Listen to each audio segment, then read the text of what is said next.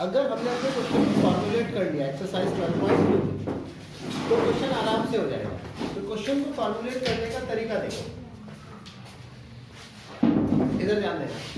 Reshma wishes to mix two types of foods P and Q। First question देखो, Reshma wishes to mix two types of food P and Q in such a way that vitamin contents of mixture that the content of the mixture contain at least 8 units of vitamin A and 11 units of vitamin B। तो इसमें सबसे पहले तो आप ये देख लो कि हमें निकालना क्या है, determine the minimum cost of the mixture। तो सबसे पहले तो हम लेते हैं, यहाँ पे तो मैं लिख देता हूँ क्या क्या ज्वाइन करना है हमें। विटामिन दो टाइप के मिक्सेस हैं, food P and food Q। तो देखिए क्वेश्चन को फॉर्मुलेट करने के लिए सबसे पहले let the amount of food P be x kg। हम जो डाइट यूज करेंगे उसमें फूड P का अमाउंट हमने कितना ले लिया x kg and the amount of food Q be y kg। P जो फूड है वो तो x kg है और y कितना है, वो Q कितना है y kg। तो अब हम जो इसका फूड बनाएंगे यहाँ पे लिख देते हैं फूड P, ये तो x kg है, और यहाँ पे मैं बना देता हूँ फूड Q जो कितना है y kg। ये तो सबसे पहली चीज। अब इसमें दोनों के दोनों फूड्स में हम क्या यूज करेंगे देखिएगा। Reshma wants to mix two types of foods P and Q such that the vitamin content of the mixture contain 8 units of vitamin A, at least 8 units of vitamin A and 11 units of vitamin B। तो यहाँ पे तो हम ले लेते हैं vitamin A और यहाँ पे ले लेता हूँ मैं विटामिन, ठीक है। तो अब जो है दो टाइप्स के फूड को मिक्स करना है, किस तरीके से कि such that vitamin contents of the mixture contains 8 units of vitamin A। 8 units तो क्या होना चाहिए, विटामिन A होना चाहिए एटलीस्ट। दोनों में जो है 8 यूनिट्स तो क्या होना चाहिए, विटामिन A होना चाहिए एंड 11 यूनिट्स होना चाहिए विटामिन B। अगर हम फूड को मिक्स करेंगे P एंड Q को तो टोटल विटामिन A कितना होना चाहिए 8 यूनिट्स और विटामिन B कितना होना चाहिए 11 यूनिट्स। अच्छा, अब फूड P कॉस्ट ₹60 पर केजी। फूड P की जो कॉस्ट है वो क्या है ₹60 पर केजी। इधर कॉस्ट लिख देता हूँ साइड में, कॉस्ट है ₹60 पर केजी P की cost and the food Q cost, Q की जो कॉस्ट है वो है ₹80 पर केजी। अब जो फूड P है it contains 3 kg of vitamin A and 5 units of vitamin B। जो फूड P है इसमें तो है हमारा 3 यूनिट्स पर KG vitamin A and 5 units पर केजी ऑफ विटामिन B। मेरी बात समझ में आ रही है। जो हमारा फूड P है इसके पर केजी में कितने विटामिन है, 3 kg तो है विटामिन A और 5 kg क्या है विटामिन B। क्वेश्चन को ध्यान से देखना। उसके बाद फूड Q कंटेन्स 4 यूनिट्स पर KG of vitamin A and 2 units पर केजी ऑफ विटामिन B। तो determine the minimum cost of the mixture, mixture की मिनिमम कॉस्ट भी निकालनी है। तो सबसे पहले मिनिमम कॉस्ट जब निकालनी है तो देखो मिनिमम कॉस्ट को मैं लिख रहा हूं यहाँ पर Z। हमने फूड P कितने केजी लिया x केजी और क्या कितने रुपीस पर केजी है 60। तो इसकी जो इक्वेशन होगी वो होगी 60x प्लस फूड Q कितने केजी यूज करना है y केजी और उसकी कॉस्ट कितने रुपीस 80 पर केजी। तो ये हो जाएगी 80 इंटू y और यहाँ पर x और y की ऐसी वैल्यूज रखनी है जिससे कॉस्ट क्या है मिनिमम। समझ में आया। ये तो हमारा क्या है ऑप्टिमल सोल्यूशन। अब कॉन्स्टेंट्स के लिए देखो, हमने विटामिन A का यूज किया है तो विटामिन A फूड A में कितना है 3 यूनिट्स पर केजी और फूड B में कितना है 4 यूनिट्स पर KG. Now for the constants, constants के लिए जो कंडीशंस है, अब मुझे एक्स और वाई को मिला के ही तो फूड बनाना है। जो फूड बनाना है क्या करना है, एक्स और वाई को मिला के बनाना है। मान लिया मैंने एक्स के जी तो फूड लिया पी, और वाई के जी कौन सा फूड लिया क्यू। तो अब इनका जो मिक्सचर आएगा उसमें कितना विटामिन होगा, एक्स के जी वाले से तो हमें कितना विटामिन मिल जाएगा 3x, और y वाले से कितना विटामिन मिल जाएगा 4y। लेकिन ये विटामिन जो है ये कितना होना चाहिए, एटलीस्ट 8। एटलीस्ट का मतलब क्या होता है, कम से कम 8 यूनिट्स होना चाहिए। मतलब ये जो 3x प्लस y है या 8 यूनिट हो या 8 यूनिट से क्या हो ज्यादा। मेरी बात समझ में आई या नहीं है? आगे ऐसे विटामिन बी के लिए अगर हम x और y के मिक्सचर से बना रहे हैं, तो अगर हमने x के जी फूड लिया p और पर के जी में कितना विटामिन बी है 5, तो x के जी में कितना हो जाएगा 5x प्लस y वाले में कितना हो जाएगा 2y, और एटलीस्ट 11 चाहिए था, यानी 11 हो सकता है या 11 से ज्यादा हो सकता है। मेरी बात समझ में आ रही है नहीं आ रही? और दोनों x और y ये दोनों खुद क्या होने चाहिए, या तो 0 हो जाए या 0 से ज्यादा हो जाए। मतलब या तो हम 0 kg भी खरीद सकते हैं, ऐसा हो सकता है कि y ही y से हमारा काम चल जाए, या x ही x से हमारा काम चल जाए। नहीं तो 1 kg 2 kg दोनों को खरीदेंगे और उनको क्या करेंगे, मिक्स करेंगे। समझ में नहीं आ रही बात? अब जब हम इसे प्लॉट करेंगे तो कैसे करेंगे, देखो प्लॉट करने के लिए यहाँ पे जो इक्वेशंस है हमारी 3x plus 4y less than equals to 8, 5x plus 2y greater than equals to 11, x is greater than equals to 0, y is greater than equals to 0। मैं यहाँ पे वैसे बॉक्स बना देना, वो आपको जरूरत नहीं है बॉक्स बनाने के लिए, आप वैसे भी कर सकते हैं। ये तो कैसी इक्वेशंस है, कांस्टेंट्स इक्वेशन या इनइक्वालिटी वाली। कौन सी इक्वेशंस है, इनइक्वालिटी वाली। अब यहाँ पर इनको मैं इक्वालिटी में चेंज कर देता हूँ। किसमें चेंज कर देता हूँ, इक्वालिटी। जब मैं इक्वालिटी में चेंज करूंगा तो ये आएगा 3x plus 4y equals to 8। अगला आ जाएगा 5x plus 2y equals to 11, x equals to 0 and y equals to 0। अब यहाँ पर हमारे को इंटरसेप्ट पॉइंट्स निकालने। इंटरसेप्ट पॉइंट्स निकालने के लिए जब मैंने x 0 रखा तो y कितना आ जाएगा 2, x रखा 0 तो y कितना आ जाएगा 2। जब मैंने y 0 रखा तो x कितना आ जाएगा 8/3। इसके इंटरसेप्ट पॉइंट्स आ गए। ऐसे ही यहाँ पर जब मैंने x 0 रखा तो y कितना आ जाएगा 11/2, और जब y 0 रखा तो x कितना आ जाएगा 11/5। मेरी बात समझ में आ रही है? और x इक्वल्स टू 0 और y इक्वल्स टू 0 का ये मुझे पता है। उसके बाद हमने इसे प्लॉट करना है, क्योंकि हमारे x और y दोनों के दोनों क्या हैं, ग्रेटर देन 0 है। इसका मतलब सीधी सी बात है किस में आएगा, ये फर्स्ट क्वाड्रेंट में आएगा। समझ में आ रहा है नहीं आ रहा है? तो अब 0 सबसे पहले वाले 0, 2 एंड 8/3। 0 से 2 मैं कह रहा हूँ सपोजिवली ये वाला पॉइंट है 8/3, और यहाँ पर कितना आएगा 0। 8/3 लगभग यहाँ पे ले लो, 8/3 से कितना आ गया 0। ये तो मेरी पहले वाली लाइन है, समझ पा रहे हो? हाँ, दूसरे वाली लाइन 0 और 11/2। 11/2 का मतलब अप्रॉक्स 5.5। अच्छा पहले ये वाली जो लाइन है चलो उसको देखेंगे, 0 और 11/2 तो 5.5 ये 2 है, तो लगभग यहाँ पे 0 से 11/2। और अगला क्या है 11/5, ये अप्रॉक्स 2 पॉइंट समथिंग है, तो 2 पॉइंट समथिंग का मतलब यहाँ पे है 11/5 से 0। अब इसको भी मिला लो।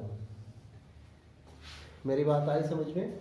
अब आपको एक बात चेक करनी है कि इनका ग्राफ किस तरफ जा रहा है। ग्राफ चेक करने के लिए मैंने बताया था 11th क्लास में टॉपिक है लीनियर इनइक्वालिटी, उसमें ग्राफ खिंचवाए थे जो तुमने खींचे ही नहीं, ठीक है? इसमें खींचे होंगे तो उसे पता होगा।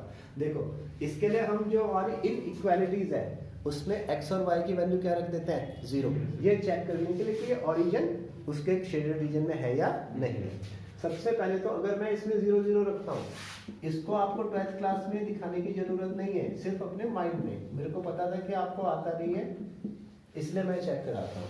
तो 0 8 से बड़ा तो नहीं हो सकता, ना इक्वल हो सकता, इसका मतलब ये इसके ग्राफ में नहीं आते हैं। मेरी बात समझ में आई? इसका मतलब ओरिजिन क्या होता है, इसके ग्राफ में नहीं आता है। इसका मतलब इसकी जो ग्राफ है उसमें ओरिजिन नहीं है, मतलब इसका ग्राफ किस साइड आएगा, इस साइड आएगा। मेरी बात समझ में आ गई? ऐसे ही अगले वाला देखो, इसमें भी ओरिजिन से चेक करो। 5 × 0 2 × 0 ग्रेटर देन इक्वल्स टू 11, 0 से ग्रेटर देन इक्वल्स टू 11। ये भी फॉल्स है, इसका मतलब ओरिजिन इसमें भी नहीं आ रहा है। तो जब ओरिजिन इसमें भी नहीं आ रहा है, इसका मतलब ओरिजिन इससे भी क्या आ रहा है,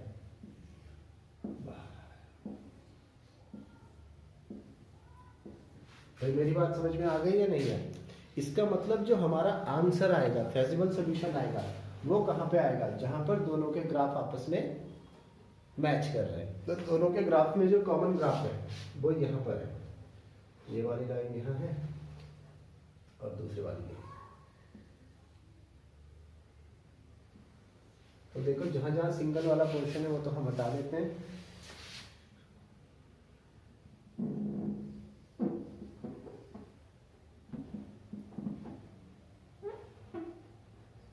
ठीक है, एक यहाँ पे ये भी हटा दो।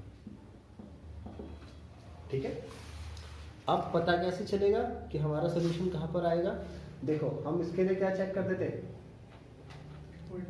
कॉर्नर पॉइंट्स चेक करते थे।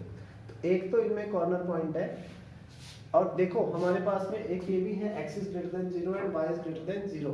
मतलब हम अपने ग्राफ को किस में कंटेन रखेंगे, फर्स्ट क्वाड्रेंट पे ही कंटेन रखेंगे। इसका मतलब ये वाला जो रीजन है ये भी मेरे पास में नहीं है। ऐसे ही फर्स्ट क्वाड्रेंट का मतलब ये वाला जो रीजन है ये भी मेरे पास में नहीं है। अब आप अपने ग्राफ में देखिए कॉर्नर पॉइंट्स कौन कौन से। एक तो हमारा कॉर्नर पॉइंट यही मिल गया 8/3 और 0, है ना। दूसरा कॉर्नर पॉइंट कहीं यहाँ पे मिलेगा भाई, नहीं ये एक मिनट, एक कॉर्नर पॉइंट यहाँ पे मिल गया हमें। ये आपको कहाँ से पता चलेगा? या तो आप ग्राफ में से पढ़ सकते हैं, नहीं तो ये दोनों लाइंस यहाँ इंटरसेक्ट करेंगी। ये दो लाइंस इंटरसेक्ट कर रही है ना, नहीं आ रही बात समझ में? तो इनको सॉल्व करके भी पता चल सकता है। एक पॉइंट यहाँ पे पता चलेगा। और अगला जो कॉर्नर पॉइंट है वो कौन सा वाला है? ये वाला। क्योंकि हम इस कॉर्नर पॉइंट को नहीं ले सकते। क्यों नहीं ले सकते? क्योंकि फर्स्ट क्वाड्रेंट से बाहर है। अगर आपका फर्स्ट क्वाड्रेंट के अंदर आ जाता है, क्योंकि बाय चांस मेरे पास तो ये प्रॉपर ग्राफ नहीं है, अगर आपका फर्स्ट क्वाड्रेंट में आ जाता है तो आप इस पॉइंट को भी कंसीडर करेंगे। सभी वैल्यूज को रखेंगे कहाँ पर? यहाँ पर। और जो भी मिनिमम कॉस्ट आएगी वो हमारी मिनिमम कॉस्ट होगी। मेरी बात समझ रहे हो नहीं समझ रहे हो? क्वेश्चन ये आसान है लेकिन ग्राफ पेपर की जरूरत है। कॉपी कर लो।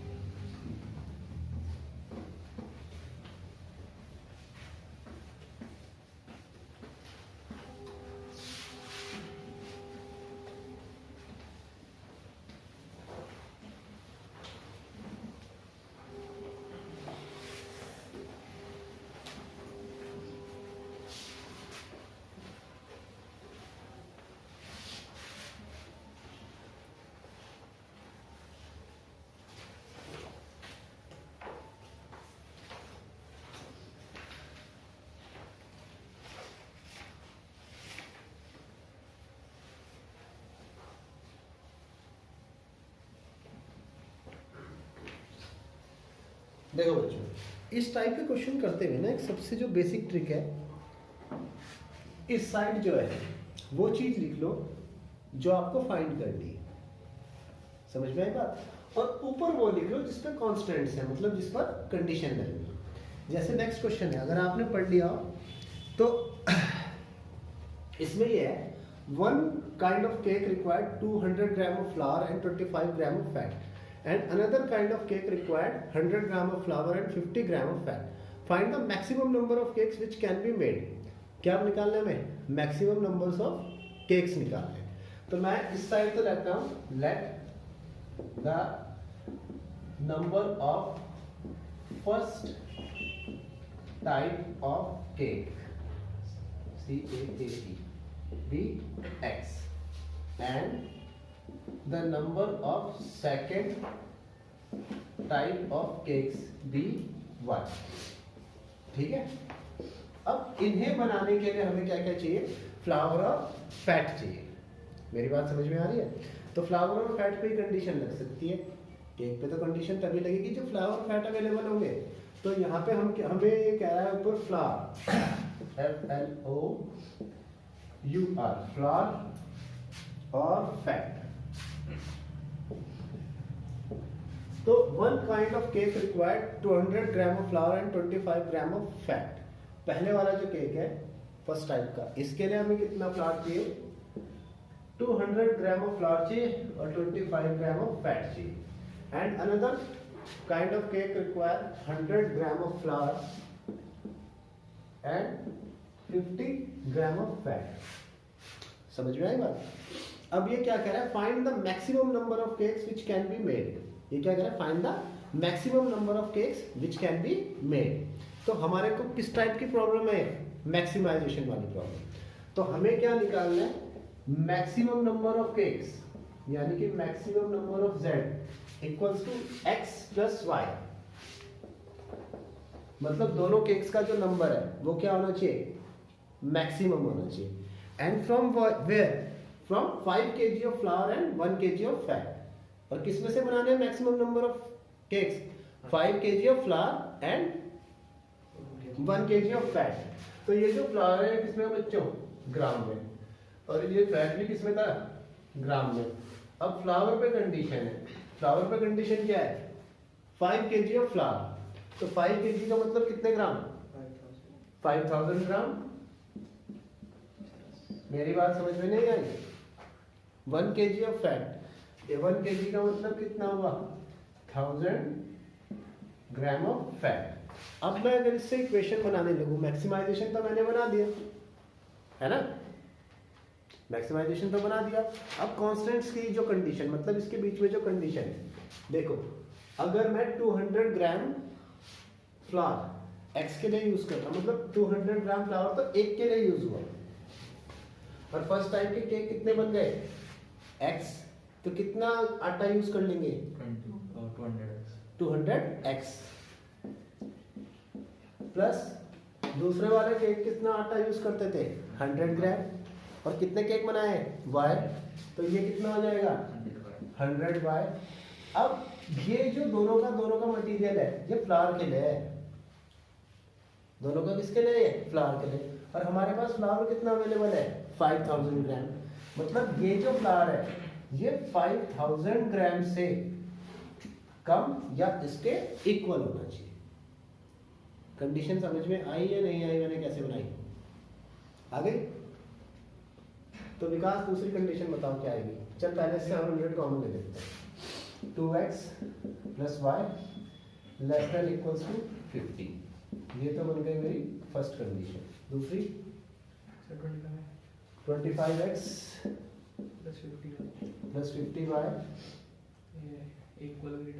लेस देन इक्वल्स, ठीक है, 1000 ग्राम। तो अब 25 से डिवाइड कर दो, 25 2 जा, ये क्या आ गया? 40। ये आ गई मेरी इक्वेशन नंबर 2। तो आप इन दोनों इक्वेशंस को सॉल्व कर सकते हैं। अच्छा, इन दोनों इक्वेशंस को देख के मुझे बताओ कि इनके ग्राफ ओरिजिन की तरफ होंगे या ओरिजिन से बाहर की तरफ होंगे? ग्रेटर ओरिजिन की तरफ होंगे तो ग्रेटर है।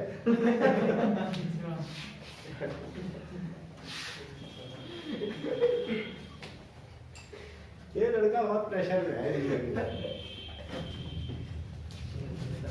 देखो और इसमें सबसे बड़ी दिक्कत यह है कि मैं भी मजाक किसी की उड़ा लूँ तो ये बेचारा और दुखी हो जाए। हाँ तो भाई देखो ये और ये दोनों के दोनों ऑरिजिन को सेटिस्फाई करेंगे, ऑरिजिन इसमें तो ग्राफ इनके ऑरिजिन की तरफ। मेरे ख्याल से आप कर सकते हैं, इसको अपने आप प्लॉट कर सकते हैं, कॉपी करो।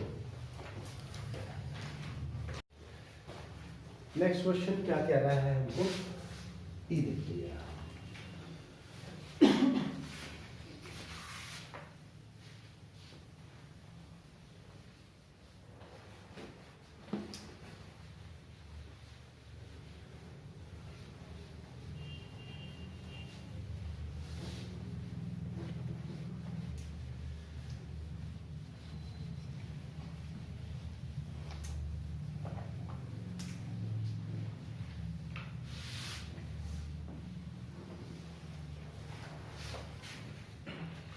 इससे नेक्स्ट क्वेश्चन क्या कह रहा है, a factory makes tennis rackets and cricket bats. एक फैक्ट्री टेनिस रैकेट्स बनाती है और क्रिकेट बैट्स बनाती है।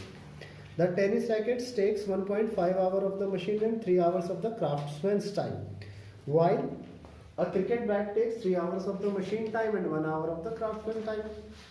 तो in a day the factory has a availability of not more than 42 hours of machine and 24 hours of time। देखो पहली चीज क्या निकालना है, what numbers of rackets and bats must be made if the factory is to work with a full capacity। सबसे पहले मुझे निकालना है what number of rackets and bats would be made if the factory run with the full capacity। तो मैं ये कह रहा हूँ, इधर मैंने निकाला नंबर ऑफ टेनिस, पहले टेनिस है ना भाई, नंबर ऑफ टेनिस रैकेट्स, वही स्पेलिंग देख लेना, और number of cricket bats. Tennis rackets को हमने एक्स से रिप्रेजेंट किया, क्रिकेट बैट्स को मैंने रिप्रेजेंट किया वाई से। देखो कंडीशन किस पर लगनी है, यहाँ पर एक तो मशीन में ये बैट जाएंगे पहले, उसके बाद क्राफ्ट्समैन इस पे काम करेगा। तो जो कॉन्स्टेंट्स हैं वो क्या है, इन्हीं का टाइम है। समझ में आई बात? तो आवर्स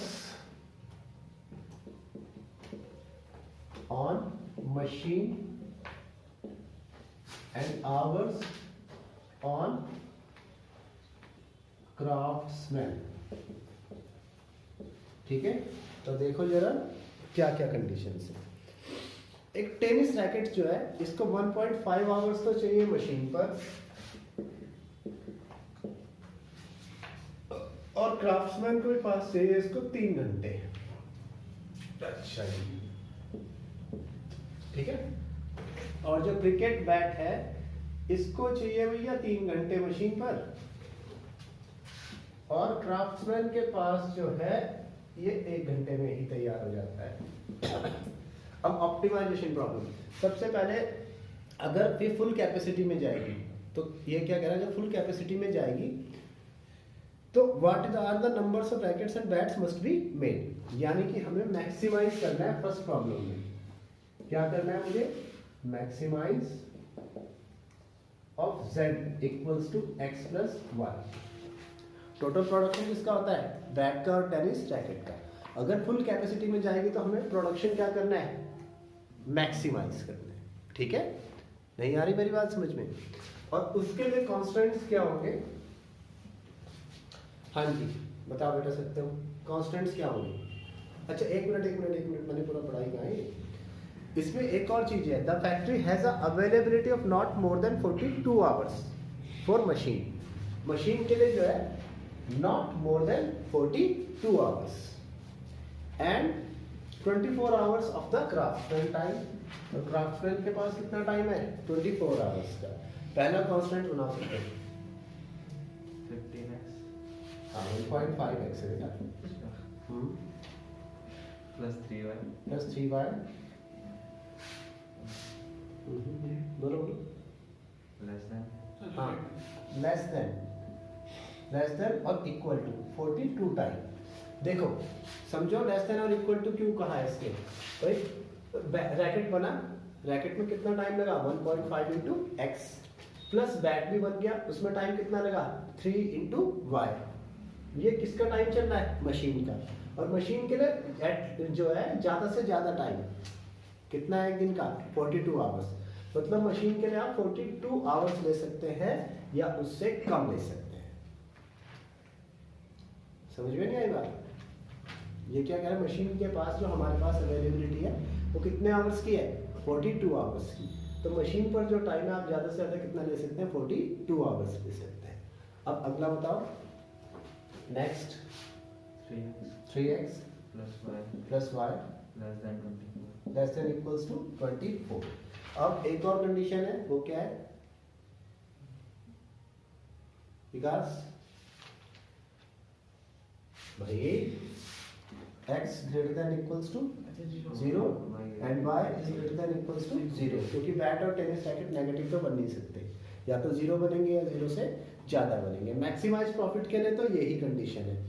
अब जो है सेकंड देखो इसका पार्ट, सेकंड पार्ट में मुझे जो मैक्सिमाइज करनी है चीज z इक्वल्स टू, ये क्या कह रहा है, if the profit on a racket is rupees, if the profit on a racket and on a bet is rupees 20 and 10 respectively, तो find the maximized profit if the factory will work at full capacity। विकास क्या निकलेगा,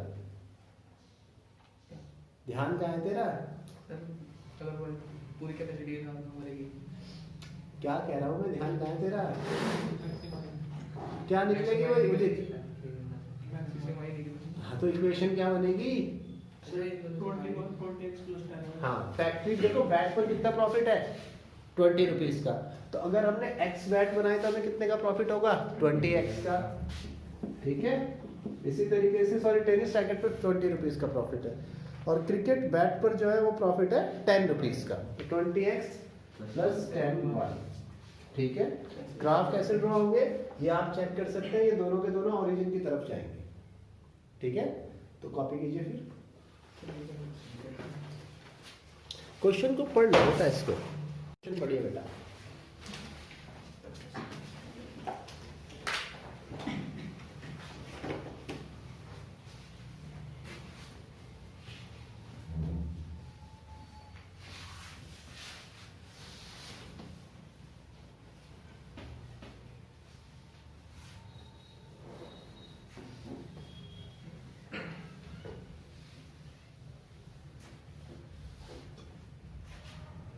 next है,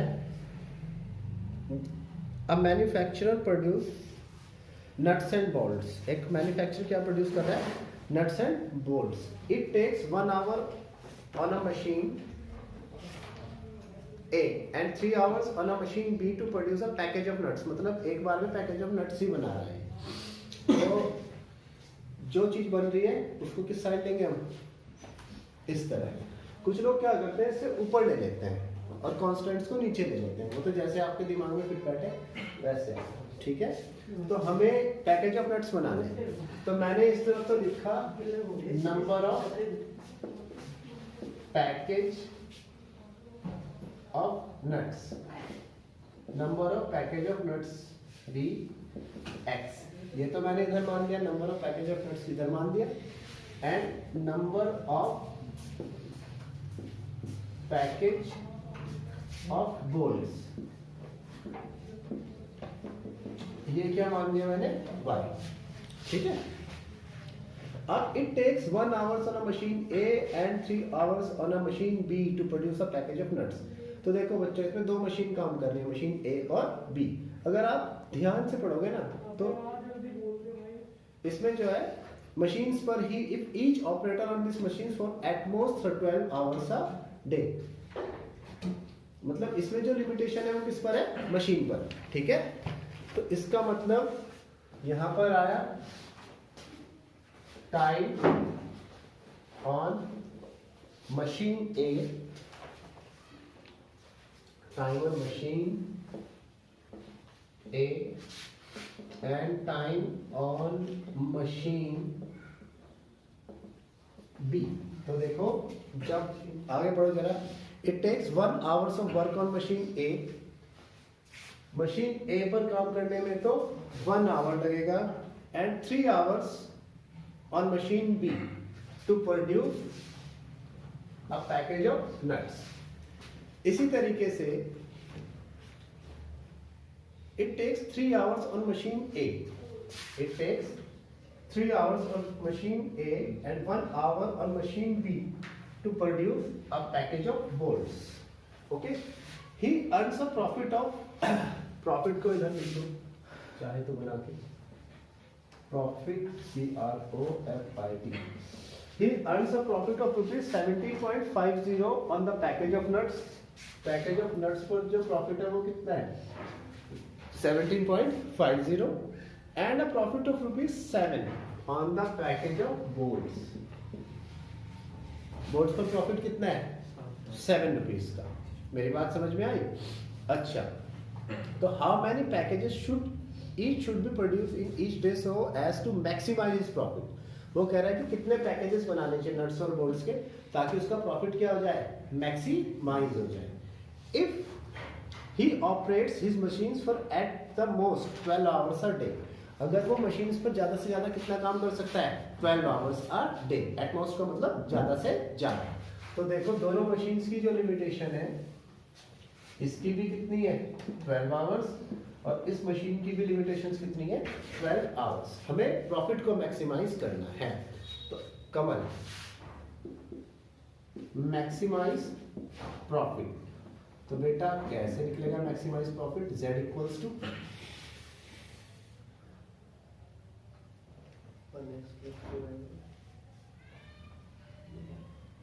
Navneet x plus 3y. हम क्या x plus 3y. x plus 3y नहीं होगा उदय. x plus y. ये बस आपसे बड़ा 17.50 हाँ बता विकास. 17.50 x. 17.50 into x. देखो नट्स पर प्रॉफिट कितना है हर एक पैकेज पर 17.50 और कितने नट्स के पैकेजेस बनाने हैं x. तो एक पर जो प्रॉफिट होगा 17.50 into x होगा प्लस बोल्ट्स पर जो प्रॉफिट है वो कितना है 7 रुपीज और कितने पैकेजेस बनाने हैं उसके y. सबसे पहले ये ऑप्टिमाइजेशन बहुत जरूरी है कि हम क्या निकाल रहे हैं. इसे कहते हैं ऑप्टिमाइजेशन. तो ये हुआ 7y मैक्सिमाइज प्रॉफिट. अब इसके बाद कॉन्स्टेंट्स यानी कंडीशंस क्या क्या है इसकी. तो कॉन्स्टेंट्स जो है इसके पहला कॉन्स्टेंट हाँ भाई आ रहे x plus 3y.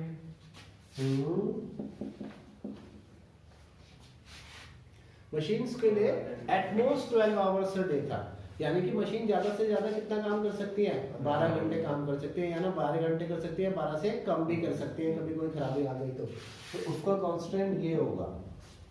ठीक है.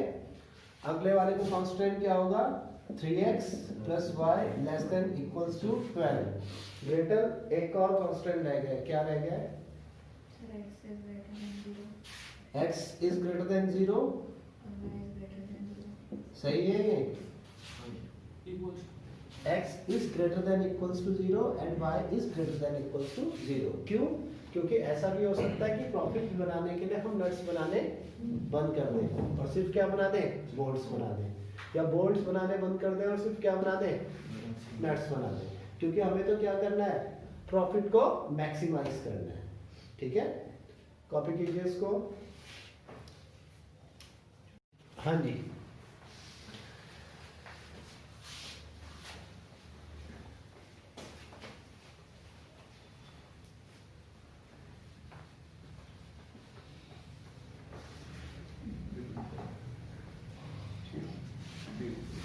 अरे बातें नहीं. नेक्स्ट है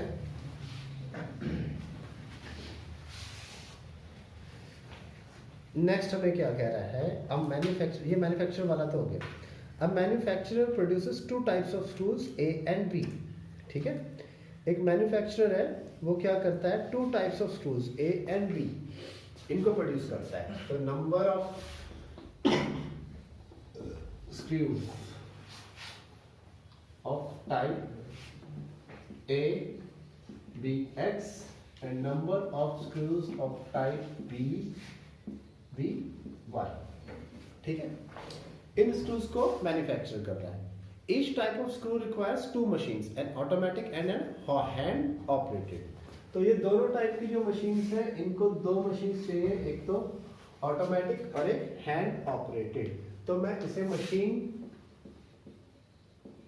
1 लिख देता हूँ और इसे लिख देता हूँ मशीन 2। मेरी बात समझ में आ रही है? ये वाली ऑटोमेटिक है, दूसरी वाली हैंड ऑपरेटेड है। अब it takes 4 minutes on automatic and 6 minutes on hand operated machines to manufacture a package of screws A. ये तो बिल्कुल सेम यही है। ये 4 मिनट्स तो ऑटोमेटिक मशीन पर लेता है और 6 मिनट्स लेता है और it takes 4 minutes on automatic and 6 minutes on hand operated machine. इसके साथ में and while it takes 6 minutes on automatic and 3 minutes on hand operated machine to manufacture a package of B. Each machine is available for at most 4 hours a day. हर एक machine जो है कितने days के लिए available है? सिर्फ 4 hours a day के लिए, ज्यादा से ज्यादा इतने ही टाइम के लिए अवेलेबल है। अब इसके बाद the manufacturer can sell a package of screws at a profit of ₹7। तो ये वाला जो है ये कितने के प्रॉफिट पर सेल कर सकता है? ₹7 के प्रॉफिट पर सेल कर सकता है। And screw B at a profit of ₹10। Screw B जो है ये कितने के प्रॉफिट पर सेल कर सकता है? ₹10 के प्रॉफिट पर सेल कर सकता है। Assuming that he can sell all the screws he manufacture, how many package of each type should the factory owner to produce in order to maximize profit and determine the maximum profit? बिल्कुल same वही question है जो हमने किया है। सबसे पहले मुझे मैक्सिमाइज प्रॉफिट निकालना है। नवनीत, मैक्सिमाइज प्रॉफिट कैसे निकालेंगे बेटा? 7x plus 10y। कॉन्स्टेंट्स हमें पता है। कॉन्स्टेंट्स बताओ जरा क्या क्या आएंगे? 4x plus 6y less than equals to 4 hours। अगला कांस्टेंट बताओ? 6x plus 3y कितना? 4 hours। तो बच्चों ये तो हो गए क्वेश्चन 5। एक बार ग्राफ होगा ग्राफ को दोबारा बता दो। ठीक है, तो ग्राफ के लिए यहीं से बताना शुरू कर दो।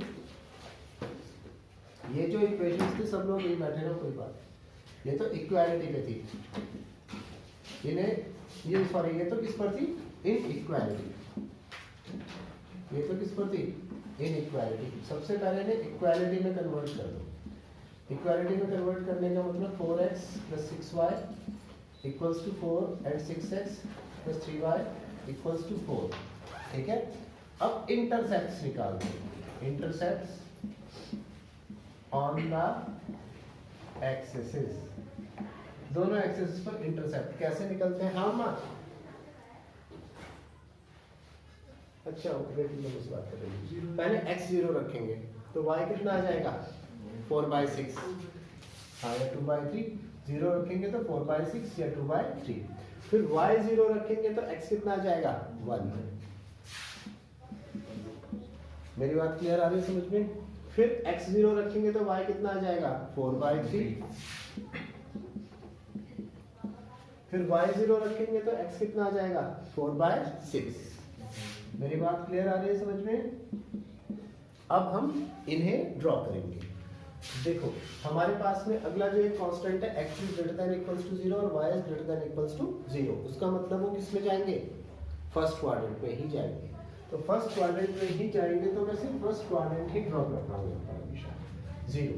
अब मुझे सबसे पहले 0 और 4/6 तो अप्रॉक्स में ये ले लेता हूँ। सॉरी पहला तो 1 और 0।